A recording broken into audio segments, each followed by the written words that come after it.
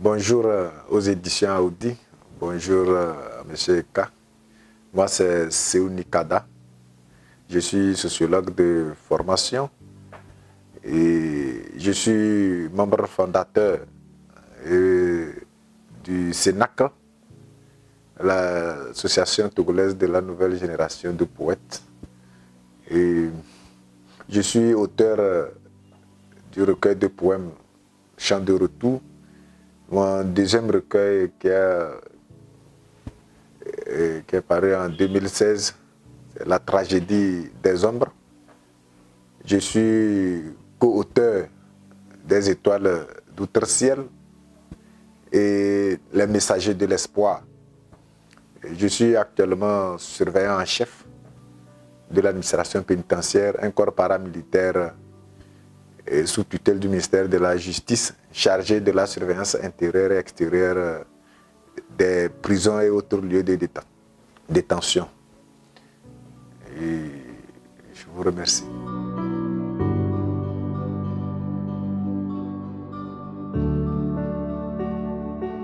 L'écriture a toujours été ma passion, mais pour dire la vérité, je pense que c'est l'écriture même qui est venue à moi. Parce que mes parents ont des compétences plutôt mathématiques. Je ne sais pas comment je suis arrivé à la littérature. Disons que c'est elle qui m'a choisi. Et depuis tout petit, j'ai aimé la lecture. J'ai été toujours passionné par tout ce qui est écrit, tout ce qui est littérature. Et au lycée, j'ai fini par m'intéresser beaucoup plus à la poésie en lisant Molière, Baudelaire. J'ai fini par avoir beaucoup plus d'amour pour le genre poésie. Donc pour résumer, je pense que c'est la littérature qui m'a choisi. Je ne l'ai pas vraiment choisi.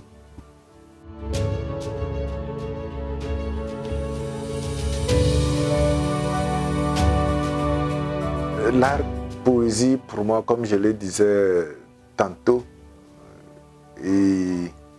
c'est une passion. C'est un art de vivre. C'est l'expression des sentiments qui vous transcendent en réalité. Et c'est vrai, on dit que c'est un art littéraire, mais c'est vraiment une vie. La poésie, c'est une vie. Pour moi, la poésie, c'est une vie.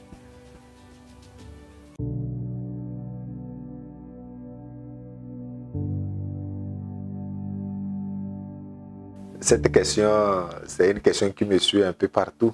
Mais d'abord, il faut dire que j'ai été civil avant de porter le treillis. Et mon treillis, c'est ma profession, c'est mon gagne-pain. Mais la littérature, c'est ma vie. Et donc, je pense que il n'y a pas vraiment... On ne doit pas penser à cette différence parce que on peut être corps habillé. Parce qu'au-delà des armes, on a aussi nos passions. On a aussi notre mode d'expression, on a notre vie que nous devons vivre en toute liberté.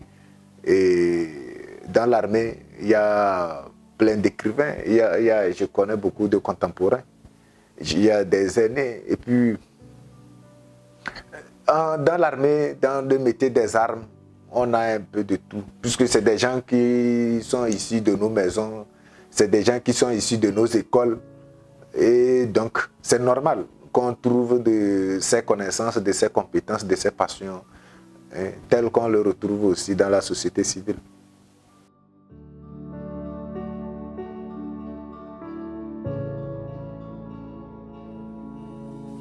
Chant de retour, c'est vraiment un parchemin de l'histoire. C'est le chant. C'est le chant d'un fils prodigue pour dire que nous sommes tous fils du terroir et nous avons chacun une valeur à vanter aux yeux du monde. Nous avons chacun une origine qu'il faut présenter aux autres et aussi apprendre à aimer nos origines, apprendre à aimer ce que nous sommes. Aujourd'hui, tout le monde pense que c'est pour l'autre qui est mieux ou du moins l'autre a ce que je n'ai pas, alors qu'en réalité, c'est une fausse histoire.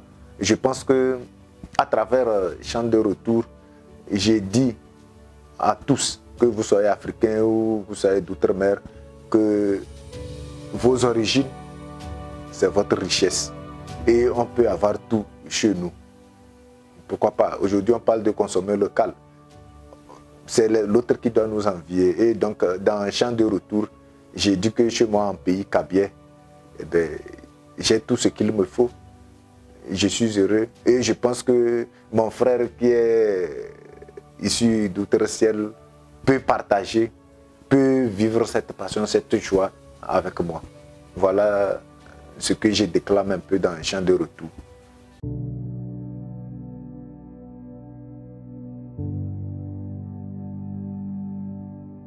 La tragédie des ombres, oui, c'est vrai, parce que quand je me suis engagé dans l'administration pénitentiaire, ça m'a amené droit au sein des prisons, où j'ai découvert un autre monde, un monde que le commun des mortels ne connaît pas. Et donc, il m'a paru normal, sinon légitime, d'en parler. C'est, comme vous l'avez dit, c'est une lumière sur la prison. C'est une manière pour moi d'avertir ou de dire aux gens que c'est vrai, nous vivons en toute liberté dehors, nous avons la capacité, la latitude de faire tout ce que nous voulons, mais à côté de nous, il y a un autre monde et faisons attention. Et la tragédie des ombres, c'est aussi un cri de cœur pour interpeller la conscience des uns et des autres sur la réalité de la prison, une autre manière de penser le prisonnier, une autre manière de voir le prisonnier. Parce que les gens ont toujours pensé que le prisonnier, il n'est qu'un criminel, il n'est qu'un paria. Et à travers Chant de retour, j'ai trouvé légitime de dire aux gens que le prisonnier, c'est un homme, c'est quelqu'un comme nous. C'est vrai, il est passé par une longue histoire, une histoire tragique, mais il reste un homme envers qui nous devons tendre la main. Voilà la tragédie des ombres.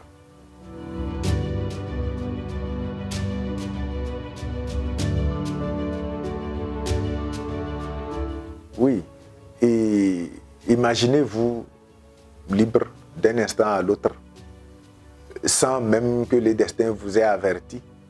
Vous vous retrouvez entre quatre murs et vous n'avez pour autre voisin qu'un cafard ou une souris. Et vous avez devant vous une longue période d'isolement. Vous voyez un peu quel sera votre état d'esprit. Et ça, c'est d'un. De deux, au sein de la prison, vous allez trouver des gens pas comme les autres. Au moment où d'autres personnes recherchent activement la liberté, il y en a qui s'y plaisent très bien. Et vous ne pouvez pas comprendre. Et voilà un peu le contraste tragique que j'ai voulu partager avec mes lecteurs.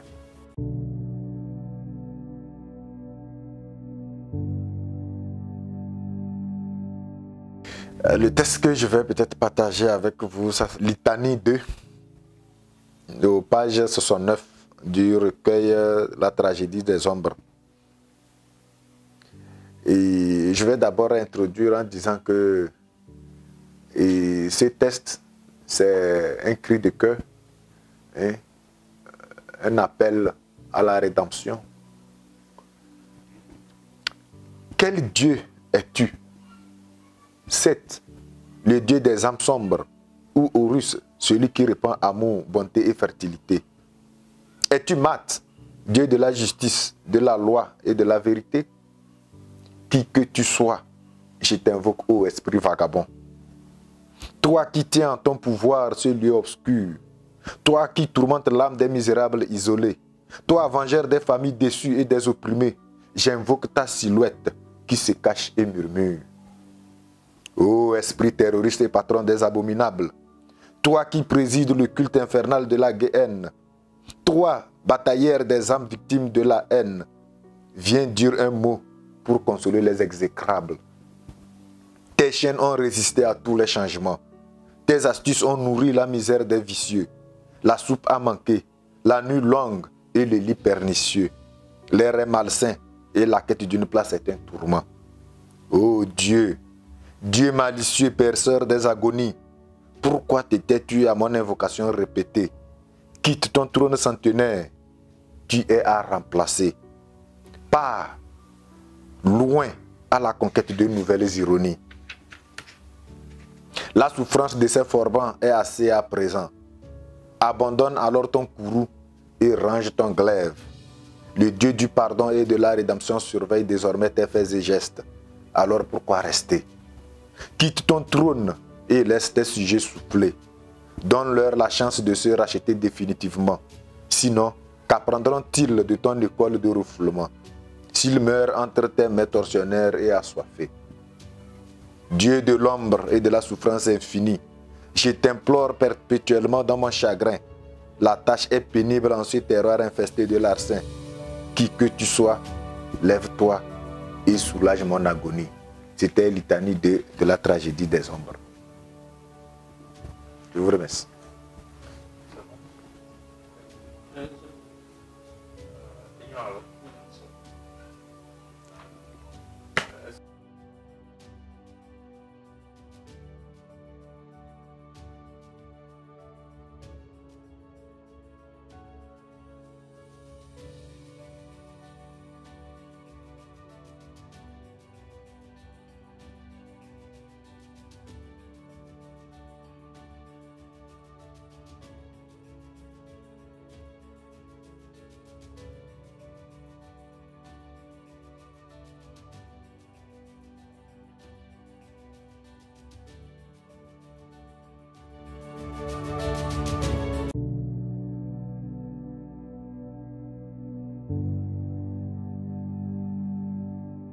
Ouais, actuellement, je m'essaie un peu au roman, mais j'ai des tests en poésie qui sont à parfaire parce que vraiment le service me prend un peu de temps. Mais je compte dans les jours à venir les arranger pour voir si ça peut être sujet d'édition, que ce soit le roman ou la poésie. Et ben, j'essaie un peu de diversifier un peu mes sources d'inspiration pour ne pas rester trop tragédie des ombres ou trop chant de retour. Et je suis en train d'envisager d'autres horizons, d'autres sources d'inspiration pour diversifier un peu mes sujets de lecture à mes lecteurs.